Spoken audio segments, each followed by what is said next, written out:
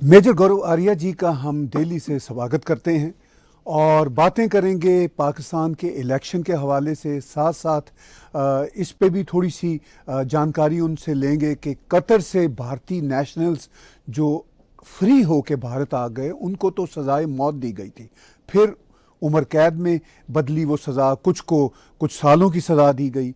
और इसके साथ साथ अबू धाबी में मंदिर का इफ्तिताह हो रहा है। मेरे साहब, बहुत बहुत स्वागत है आपका। सर बहुत बहुत धन्यवाद बुलाने के लिए सर। सर, हम आपके शुक्रगुजार हैं कि आप हमें समय देते हैं। सर, ये बताइए सबसे पहले कि भारत में पाकिस्तान के इलेक्शंस को ठीक तरह से क्या समझा जा रहा है?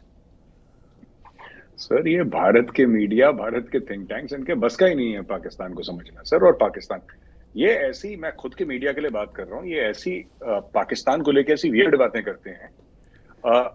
इनको एक्चुअली क्या है सर कि इनको आदत है इंडियन इलेक्शंस की, और इंडियन इलेक्शंस में एक दो कभी किसी ने चूं चूं करी, but everybody accepts that elections are clean in India.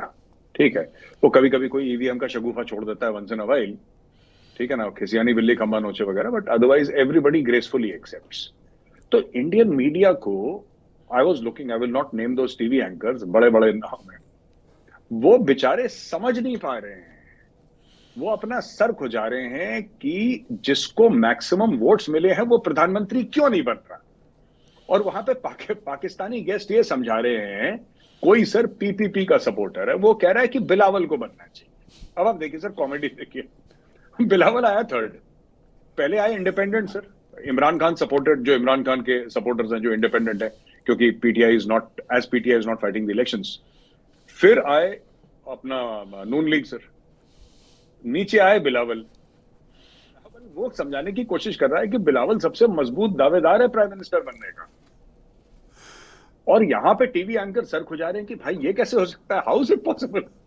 मैंने बोला कि देखो, you have to understand, Pakistan is not just a country, Pakistan is a concept. आपको एक कॉन्सेप्ट समझना पड़ेगा कि ये भाई लोग क्या कह रहे हैं। तो इसके लिए सर जिंदगी भर की, अब मुझे थोड़ा बहुत इसलिए समझ में आता है, मेरी 22-23 साल की पढ़ाई है सर इसमें। मैं तो रोज सवेरे उठ के सर डॉन न्यूज और जियो न्यूज और द न्यूज, वो जो इंटरनेशनल है वो वाला ऐप सर अपना, और फ्राइडे टाइम्स, मैं तो दिन भर मेरा यही काम है, और पाकिस्तान के न्यूज चैनल्स को देखना मेरा दिन भर का यही काम है, मैं यही करता हूँ, 3-4 घंटे दिन में लगाता हूँ। तो मैं तो समझ गया where they are coming from, but ये these news anchors are totally, and senior people totally confused, totally confuse that जब ये खबर आई कि इमरान खान सपोर्टेड उनको 100 से ज्यादा मिल गए, और इन लोगों को मिले उस समय 30-40 पे चल रहे थे नून लीग वाले, तो इंडियन एंकर्स अपना सर खुजा रहे हैं और ये बोल रहे हैं कि यार जो 30 है वो 100 से बड़ा कैसे हो सकता है।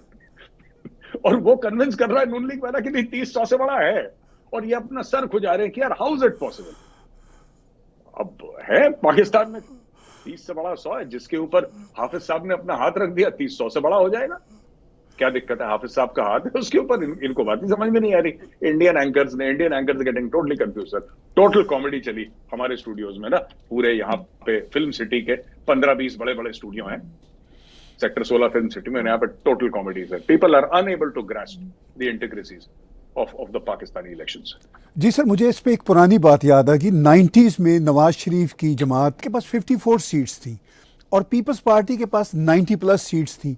तो उस वक्त आर्मी चाहती थी नवाज शरीफ की सरकार बने, तो प्रेसिडेंट ऑफ पाकिस्तान उस वक्त गुलाम इसहाक खान थे। तो उन्होंने कहा किसी जगह पे कि मुझे समझ नहीं आ रही मेजोरिटी किसकी है। तो किसी ने उनसे कहा कि आपको गिनती नहीं आती क्या, एक की 90 प्लस है, एक की 54 है। तो यही सिचुएशन ये है कि सर गिनती नहीं आती पाकिस्तान में किसी को। तो वो भारत वाले बेचारे परेशान हैं कि भाई ये क्या हो रहा है।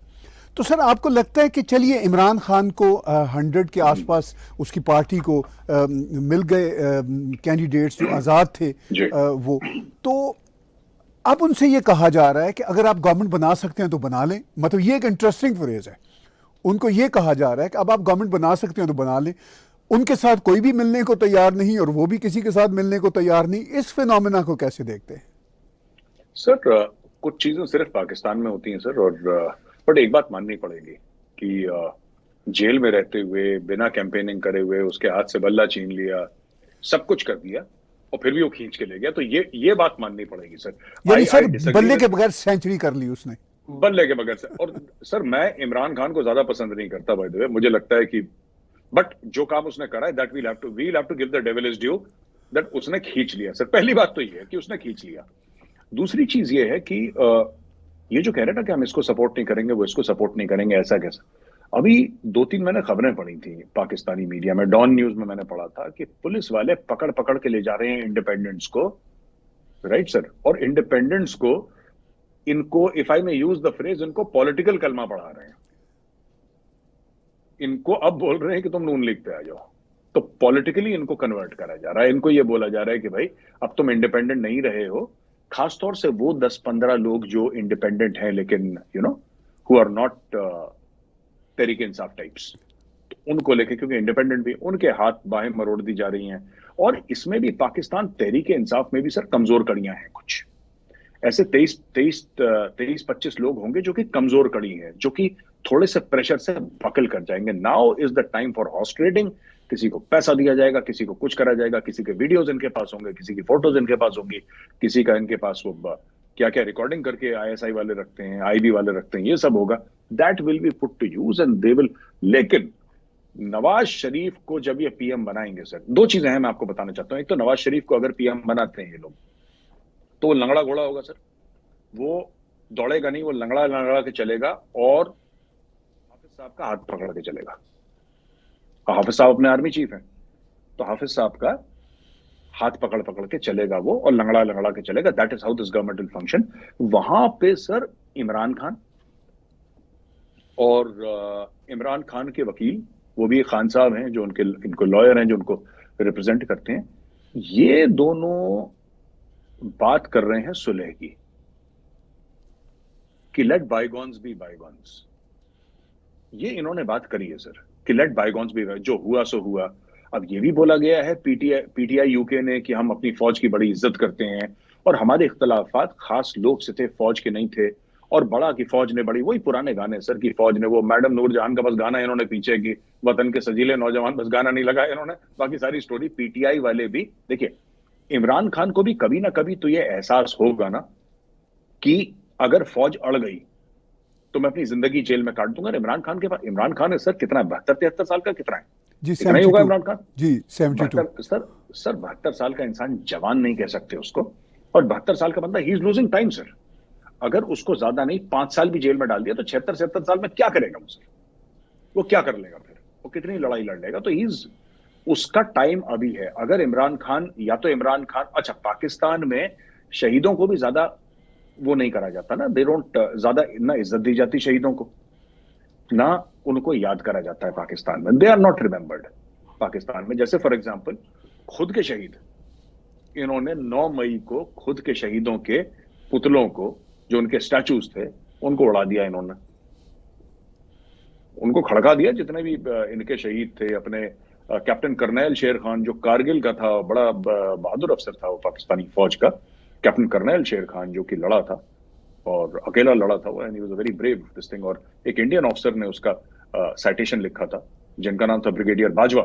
वो इंडियन ऑफिसर थे, एमपीएस बाजवा करके। बाजवा सर से मेरी भी बातचीत हुई, मैंने उनका इंटरव्यू लिया था। तो he was the one who had seen that young officers dead body. तो मैंने उनसे बात करी तो उन्होंने भी बोला कि उसका नाम शेर खान था और था भी वो शेर का बच्चा, इसमें कोई शक, वो था शेर का बच्चा, ये मानना पड़ेगा। उसको नहीं छोड़ा सर। तो वो भी तो अपने मुल्क के लिए शहीद था, हमारा दुश्मन था लेकिन अपने मुल्क के लिए तो शहीद था ना सर वो, उसको भी नहीं छोड़ा। तो ये पाकिस्तान में रीत है सर कि किसी को नहीं छोड़ते, सबकी बेइज्जती होती है, सब रगड़े जाते हैं। इमरान को भी पता है ये जेल में बैठा रहेगा, कल क्या होगा मैं आपको बताता हूं। ये 4-5 लीडर्स को बोलेंगे ठीक है, ये तुम्हारे महल है, ये तुम्हारा पैसा है, ये तुम्हारी लंदन में कोठी है, ये तुम्हारी कैबिनेट बर्थ है, ठीक है जी, अब तुम बताओ। 4 दिन के बाद वो लोग पूछेंगे कौन इमरान खान यार, कौन है Imran Khan? Because that is the political culture of Pakistan. Imran Khan को लोग आवाम के दिलों में है, वो इमरान खान आवाम के दिलों में है। और जो सियासतदान है उनकी मजबूरी है। सियासतदान जो हैं, जो पीटीआई के टिकट से लड़ रहे हैं, सबके सब इमरान से मोहब्बत नहीं करते, पर इमरान खान तुर्क का पत्ता है sir. He is the Trump card right now. So Trump card के साथ वो लोग अलाइन कर रहे हैं, डिफरेंट काइंड ऑफ पॉलिटिक्स है। पर जो इमरान खान का वर्कर है, जो कारकुन है पीटीआई का, जो डंडे खा रहा है, जो जेल गया है, जो जलील हुआ है, वो तो कुर्सी पे नहीं बैठेगा ना सर। वो तो कुर्सी पे नहीं बैठेगा, उसने तो जलील होना है पुलिस के हाथों, वो पंजाब पुलिस ने मारना है उसको। So that is what is happening in Pakistan. Very unfortunate sir, but है सच बात यही है। मैं सब इस सारी सूरत हाल में आपको फिर क्या लगता है कि PDM-2 की जो सरकार बनती नजर आ रही है, हो सकता है इसके जी प्राइम मिनिस्टर शहबाज शरीफ हों, मरियम नवाज हों, या नवाज शरीफ हों, या इवन जरदारी के बेटे बुलावल हों, लेकिन इनकी सरकार अभी गुजरी है निगरान हुकूमत से पहले, तो ये पाकिस्तान के लिए कुछ नहीं कर सके। और ख़ुद इमरान खान की सरकार उससे पहले गुजरी थी, वो नॉन डिलीवरेंस में अपनी पीक पे थी। तो पाकिस्तान का क्या मुकद्दर आपको भारत में बैठे हुए इसी तरह नज़र आता है कि आगे आने वाले महीनों सालों में यही म्यूजिकल चेयर चलती रहेगी? सर, ऐसा है कि आज की तारीख में इमरान खान पाकिस्तान का सबसे बड़ा लीडर है, और कई लोग ये कहते हैं कि मोहम्मद अली जिन्ना से बड़ा नाम है इमरान खान। ठीक है, कई लोग मानते हैं, और उनका मानने का हक है, अपने अपने फेवरेट्स होते हैं। लेकिन अगर इमरान खान को जेल से फौज निकाल देती है, जेल से फौज निकाल देती है और फौज कहती है कि ठीक है इमरान खान, आपको बल्ला वापस दिया, कोर्ट से कहलवाती है कि इसको बल्ला वापस दो, इसकी आइडेंटिटी वापस दो, और इमरान खान ये बनेगा प्राइम मिनिस्टर पाकिस्तान का। एब्सोल्यूट मेजॉरिटी, फौज इंटरफियर नहीं करेगी। मैं आपको एक हाइपोथेटिकल सिचुएशन दे रहा हूं सर। फर्ज कीजिए इमरान खान को जेल से निकाला, ऑनरेबली उसको रीइंस्टेट करा, ही becomes the prime minister, absolute majority. ठीक है जी। और इमरान खान को बोला कि सारे केस तुम्हारे रफा दफा किए जाते हैं परमानेंटली, आप अपनी कैबिनेट चुनो, फौज बैरिक्स में रहेगी, फौज इंटरफियर नहीं करेगी। सर, पाकिस्तानी अवाम 3 महीने के बाद उसी इमरान खान को गाली देगी जिसको आज देवता बना रखा है। इमरान खान को फिर गालियां पड़नी है सर। ये देखिए, बात यह है कि इनको ये नहीं पता कि किसी भी लीडर से क्या एक्सपेक्ट करना है। और जो इमरान खान की ये पूरी वोट को इज्जत दो, वोट को इज्जत दो, ये जो पाकिस्तान में मुहिम चली है, किसने वोट को इज्जत दी सर? ये सारे के सारे तो सर ये GHQ के निकले हुए ना, ये सारे GHQ तो बच्चे हैं। चाहे नवाज शरीफ हो GHQ का बच्चा, चाहे जुल्फिकार अली भुट्टो GHQ का बच्चा, या फिर इमरान खान, नियाजी, नवाज शरीफ, ये सारे GHQ के बच्चे हैं सर। तो आज की तारीख में ये लोग बात करते हैं डेमोक्रेसी की, क्योंकि उनके लिए कन्वीनियंट हैंडल है to beat the other party, democracy. अब देखिए, जो भी इंडियन टीवी चैनल में मुस्लिम लीग नून के, पाकिस्तान मुस्लिम लीग नून के जो भी स्पोक्स पर्सन आते हैं, वो फौज की बड़ी तारीफें करते हैं। दे प्रेज दी आर्मी। हमारा आर्मी चीफ जैसा कोई आर्मी चीफ नहीं है, और पाकिस्तानी फौज तो ओ भाई साहब अजीम तरीन, पता नहीं क्या क्या मुगले आजम वाली उर्दू बोलते हैं फौज के बारे में। यही पीटीआई, यही पाकिस्तान मुस्लिम लीग नून के, माफ कीजिएगा, पाकिस्तान मुस्लिम लीग नून के बंदे छाती पीट रहे थे जब नवाज शरीफ को डंडे पड़ रहे थे जेल में, जब वो जमीन पे सो रहा था, जब उसको जेद्दा भेज दिया था, तब ये कह रहे थे हमारे कायद को भेज दिया, हम यतीम हो गए। तो सर ये स्टोरी पाकिस्तान में चलती रहती है। ये कभी नहीं रुकने वाली स्टोरी है। आपने पूछा ना, will something change? Nothing will change sir. Jinnah ने तुक्के से पाकिस्तान बनाया। लोग कहते हैं बड़ी हमने कुर्बानियां दी, किसी ने कब कुर्बानी? सर, कुर्बानी ये थोड़ा ना होती है। अब देखिए, उसमें हिंदू भी मारे गए, सिख भी मारे गए, मुसलमान भी मारे गए, ठीक है ना। जो जहां पे अक्सरियत में था, उसने जो अकलियत में था उसको निपटा दिया। मैं पार्टीशन की राइट्स की बात कर रहा हूं, ठीक है ना। वहां पे मुसलमानों ने भी मारा, हिंदुओं ने भी मारा, सिखों ने भी मारा, हिंदू मरे भी, मुसलमान भी मरे, सिख भी मरे, सब ने मारा, सब मरे सर। वो जो ट्रेन में लाशें लद कर आई थी, उसमें सारे मजहब के लोगों की लाशें थी, जिसकी लाठी उसकी भैंस, ये वाला खेल था उस वक्त। Those were very dark days. But the fact of the matter is sir कि जिन्ना ने पाकिस्तान नहीं बनाया। जिन्ना ने पाकिस्तान नहीं बनाया। Jinnah was a convenient tool use by the British. तो ये लोग कहते हैं कुर्बानियां दी। अरे कोई ट्रेन में जा रहा है, मुझे कहना नहीं चाहिए बट एग्जांपल दे रहा हूं, समझाने के लिए कह रहा हूं, दो it might seem slightly insensitive. कोई ट्रेन में जा रहा है, भीड़ ने पकड़ के उसको मार दिया, आप कह रहे हैं शहीद है। ये कैसा शहीद है भाई? शहीद वो होता है जो लड़ने की मंशा से जाता है, लड़ने के इरादे से जाता है, या तो मैं जीत के आऊंगा या मर जाऊंगा। तो ये पाकिस्तान में भी, हमारे यहां एटलीस्ट एक बात तो है सर कि हमारे यहाँ पार्टीशन के बारे में और कई चीजों के बारे में हिस्ट्री जो है रफली एक्यूरेट पढ़ाई गई है। मुगलों के बारे में गड़बड़ पढ़ाया गया है, लेकिन if you talk about the partition history and the wars and all that history is fairly accurate sir. तो मुझे नहीं लगता, अच्छा we learn from our history, Pakistanis don't learn from the history, and those who don't learn from history are condemned to repeat it. इतना सा formula है sir Pakistan का। तो इसका मतलब यह है कि सर अगली सरकार पाकिस्तान में जो भी बने, इंटरनेशनल लेवल पे उसकी कोई पजीराई नहीं, कोई परफॉर्मेंस का चांस नहीं, तो भारत कैसे देख रहा है पाकिस्तान को, आज के पाकिस्तान को? नहीं देख रहा सर, भारत नहीं देख रहा, भारत देखना नहीं चाहता।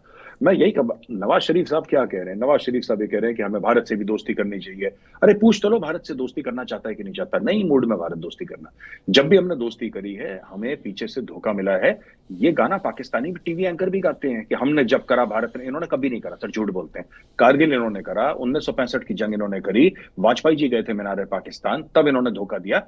अब इंडिया नहीं बात करना चाहता, और हम पाकिस्तानियों के लिए हमारा सिर्फ एक ही पैगाम है, आप अपने मुल्क में खुश हैं, हम अपने मुल्क में खुश हैं, क्यों दोस्ती रिश्तेदारी क्या करनी? आप अपनी जगह रहो, आपको हमारी जरूरत नहीं है, हमें आपकी जरूरत नहीं है। We don't need each other, let's live in peace. आप अपनी जगह रहो, हम अपनी जगह रहते हैं, क्या दिक्कत है? देयर इज सर, इनका देखिए मैं आपको बताता हूं, Indian government looks at Pakistan as an inconvenience. It does not, मैं आपको बता रहा हूं, I will not name the people, senior people in the government. और क्योंकि मैं जाता हूं सर, मेरा काम है, मैं उनसे डिस्कस करता हूं, थिंक टैंक्स के साथ बैठता हूं, people in positions of power, very very senior people sir, who work with the prime minister, who work with cabinet ministers sir, जो नेशनल सिक्योरिटी एस्टैब्लिशमेंट के मेंबर्स हैं, उनसे मिलता हूं, तो उनका सिर्फ एक कहना है कि मैं सर पाकिस्तान के इस एक्शन के बारे में अब क्या। अरे गौरव छोड़ो ना, और बताओ क्या चल रहा है। वो पाकिस्तान सर बड़े पोलाइटली साइड में बात ले जाते हैं वो लोग। They are not even willing to talk about Pakistan. Informally भी सर, देखिए, एक तो आप फॉर्मली बात नहीं करना चाहते पाकिस्तान के बारे में, वो बात मुझे समझ में आती है। आपकी फॉरेन पॉलिसी हो सकती है ऐसी, आपकी मिनिस्ट्री ऑफ एक्सटर्नल अफेयर्स की पॉलिसी हो सकती है कि हम पब्लिकली पाकिस्तान का नाम नहीं लेंगे। ये सर फोन तो बाहर मेरे रखवा दिए वहां पे, ठीक है सर, फोन बाहर रखवा दिए, कोई कैमरा नहीं, कोई नहीं। दो बंदे प्राइवेटली बात कर रहे हैं, जिन बंदे के साथ मैं पिछले 5 साल से चाय पी रहा हूं, उसके साथ वो बात कर रहा हूं। वो कह रहा है अरे मेजर साहब छोड़ो ना, और बातें करते हैं, और बताओ क्या चल रहा है। क्या चल रहा है? कुछ नहीं चल रहा। तो this is the level of disinterest in Pakistan inside India. So it's not कि नवाज शरीफ कुछ भारत से कुछ बात करना चाहेगा नहीं चाहेगा, ये लोग हवा में तीर तुक्के मारते हैं। नवाज शरीफ भी झूठ बोलता है सर। बात यह कि भारत इंटरेस्टेड नहीं है बात करने में। अच्छा, एक और चीज मैं कहना चाहता हूं विद योर परमिशन। जी सर। ये काफी कहा जाता है कि दोनों मुल्कों में बड़ा अगर दोनों मुल्क वापस ट्रेड करेंगे तो दोनों मुल्कों को बड़ा फायदा होगा। मैं ये पूछना चाहता हूं भारत को क्या फायदा होगा? हमारी कुछ आई थिंक $2-2.5 अरब की ट्रेड थी पाकिस्तान के साथ। सर $2-2.5 अरब तो चांदनी चौक में जो लाला बैठते हैं वो अपने गले से निकाल के दे देंगे $2-2.5 अरब। ये तो ऊंट के मुंह, ये कोई ट्रेड होती है सर $2-2.5 अरब? ये तो शर्मनाक चीज है। This is nothing. तो कहने की बात यह है कि we do not wish any contact with Pakistan. ये मूड बन चुका है। हमारे यहां तो वो एस्टेब्लिशमेंट नहीं है जो पाकिस्तान में, जिसको फौज को एस्टेब्लिशमेंट कहते हैं, कुछ ताकतवर हलकों को कहते हैं एस्टेब्लिशमेंट। हमारे यहां तो वो कंसेप्ट नहीं है एस्टेब्लिशमेंट का। लेकिन जो भी है, जिसको आप कह सकते हैं पॉलिसी मेकर्स, जो पॉलिसी मेकर्स हैं, जिनको आप भारत की एस्टैब्लिशमेंट कह सकते हैं अगर आप कहना चाहें तो, those people very senior people sir, uniformed people, वो बात ही नहीं करते पाकिस्तान की। वो पाकिस्तान को ना क्रिटिसाइज करते हैं, ना तारीफ करते हैं, ना पाकिस्तान की बात कर, वो पाकिस्तान का जिक्र नहीं करते। वो कहते हैं कि और बताओ क्या चल रहा है। ये बात है सर।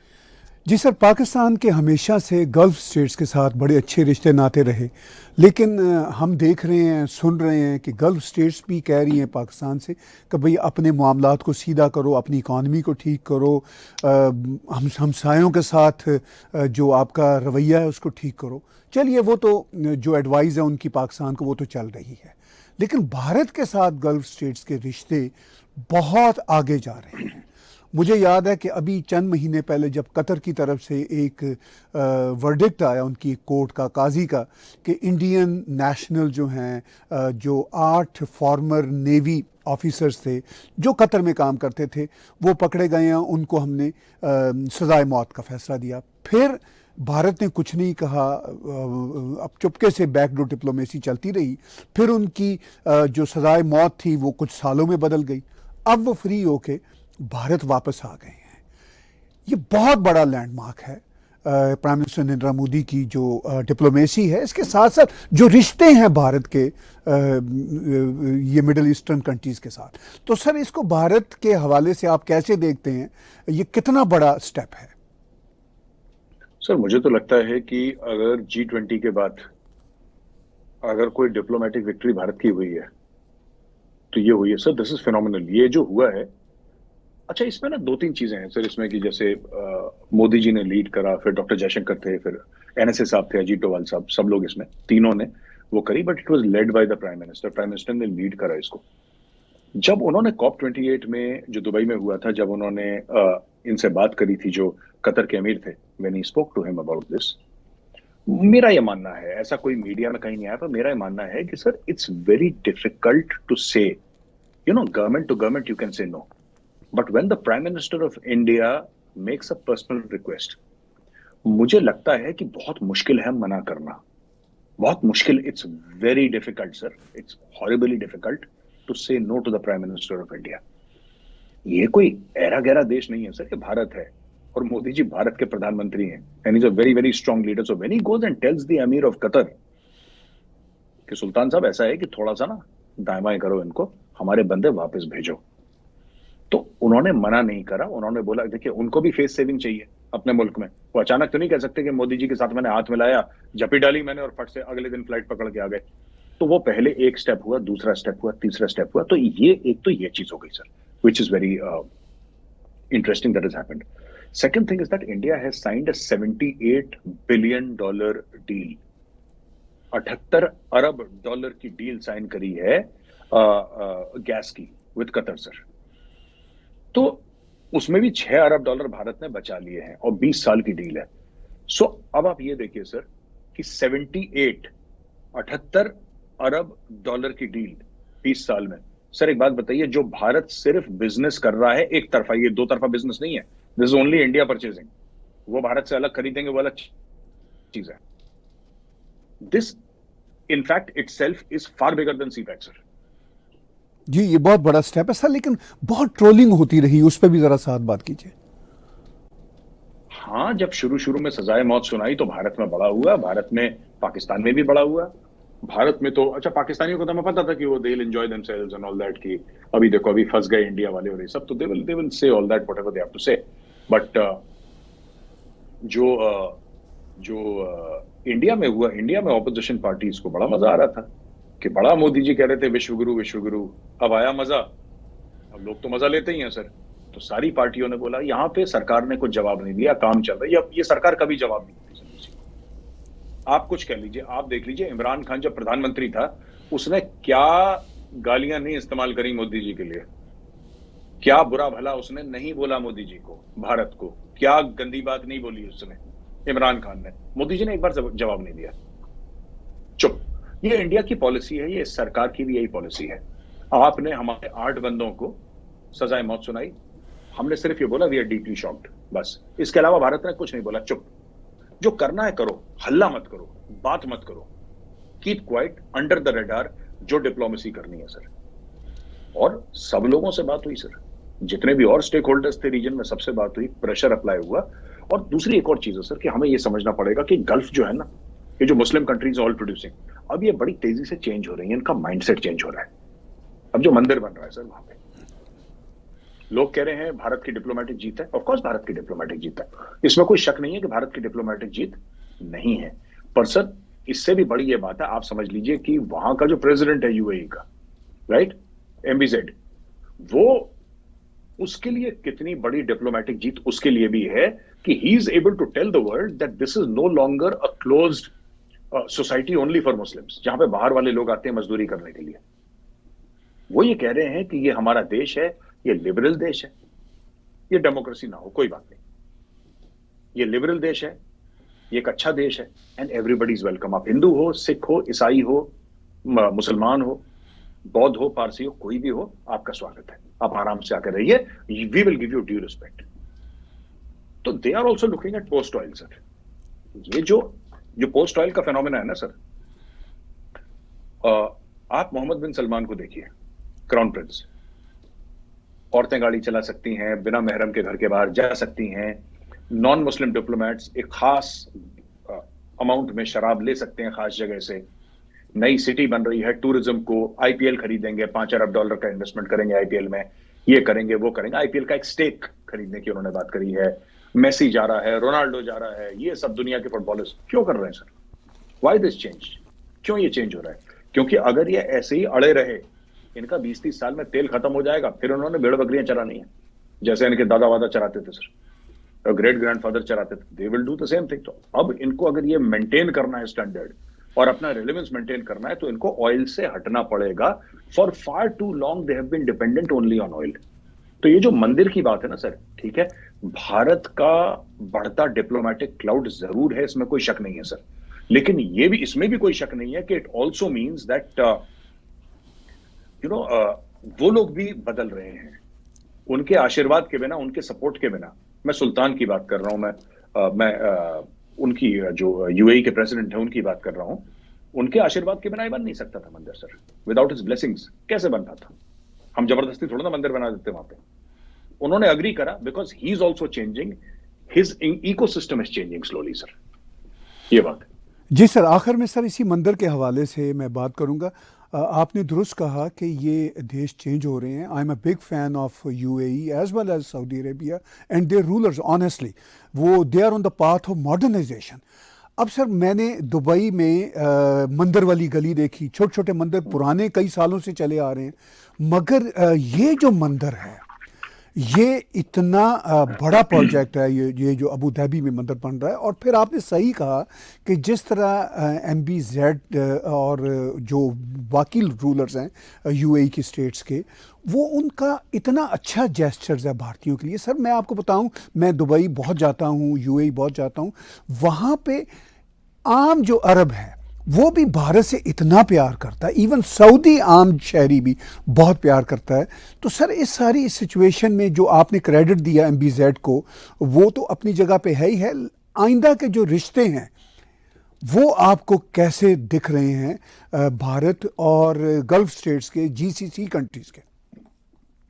सर मुझे तो बहुत अच्छे दिख रहे हैं, मुझे फ्यूचर बहुत ब्राइट दिख रहा है। और जो उनके एम्बेसडर हैं भारत में यूएई के, उन्होंने अभी भी ये बोला है, हाल ही में स्टेटमेंट आया है कि this partnership with India has no limits. यही बात अमेरिका कह चुका है, this partnership with India is a limitless partnership. तो कहने की बात सर ये कि ये तेजी से चेंज हो रहा है। दीज आर पीपल ना सर, ये ओरिजिनल मुस्लिम्स है ना, ये तो ओरिजिनल मुसलमान है। ये जब प्रॉफिट इस्लाम लेकर आए थे, तब उसी के 100 साल के अंदर ये सब लोग, ये पूरा एरिया मुसलमान बन गया था। और इनमें एक सेंस ऑफ मेच्योरिटी भी है, एक अंडरस्टैंडिंग है कि समय बदल रहा है, and also this realisation that India is the new super power. Bharat एक नई उभरती महाशक्ति है, इकोनॉमिक, मिलिट्री, डिप्लोमेटिक, और ये एक रिकॉग्निशन है भारत के उभरते स्टैचर का। और ये सिर्फ भारत के लिए इज्जत नहीं सर, भारत भी, मैं पर्सनली, मैं अपनी खुद की, मैं एज गौरव आर्या मैं बोल रहा हूं, I am a very big admirer and a very huge fan of crown prince Mohammed bin Salman. Sir that man is a rock star, he is an absolute rock star sir. उसने क्या, कुछ लोग होते हैं जो 20-30 साल future में देख पाते हैं। There are people who can look into the future. He can, Mohammed bin Salman can look into the future sir. He is one of those people, rare होते हैं सर ऐसे लोग, हो गए। So he is changing everything, and बिल्कुल ठीक बात है सर, जो डायनेमिक चेंज हो रही है और भारत के साथ जो रिश्ते हैं ये और मजबूत होंगे, because sir finally it is also mutual interest, है ना। India has so much to offer to the GCC countries, the GCC countries have so much to offer to India. अब आपने पाकिस्तान की बात करी थी शुरुआत में, you started off with Pakistan. Pakistan ने इस्लाम को लेके, कश्मीर को लेके पूरा, जिसको कहते हैं ना कि पानी में मट्टी फेर के, बिल्कुल इंडिया इससे निकला। इंडिया रियलाइज्ड कि इनके टच पॉइंट्स क्या हैं। Let's talk commerce, let's talk trade, let's talk business.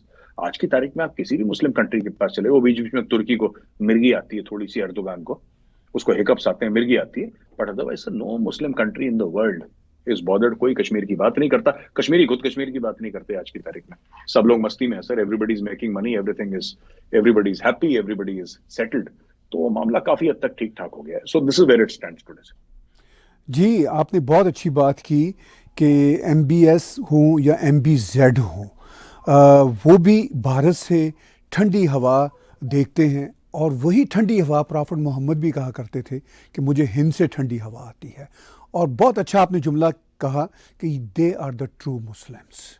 बाकी ये जो हमारे साउथ एशियन मुस्लिम्स हैं उनको अब समझना होगा कि मॉडर्नाइजेशन का रास्ता क्या है, वो वही है जो MBS और MBZ अपना रहे हैं। बहुत बहुत शुक्रिया मेयर साहब, हम आपके बहुत शुक्रगुजार हैं। Thank you sir, thank you very much. Views बातचीत सुनी आपने मेजर गौरव आर्या साहब की। हम उनकी बातों को, उनके तजियों को दिल से पसंद करते हैं और चाहेंगे कि आप सब उनके चाणक्य फोरम के जो ऐप्स हैं वो भी डाउनलोड कीजिए, उनके चैनल्स जो हैं यूट्यूब पे उनको भी सब्सक्राइब कीजिए, टैग टीवी का यूट्यूब चैनल को भी सब्सक्राइब कीजिए और हमारे यूट्यूब चैनल के प्लेटफॉर्म पर आप डोनेट के बटन को क्लिक करके हमें कंट्रीब्यूट भी कर सकते हैं।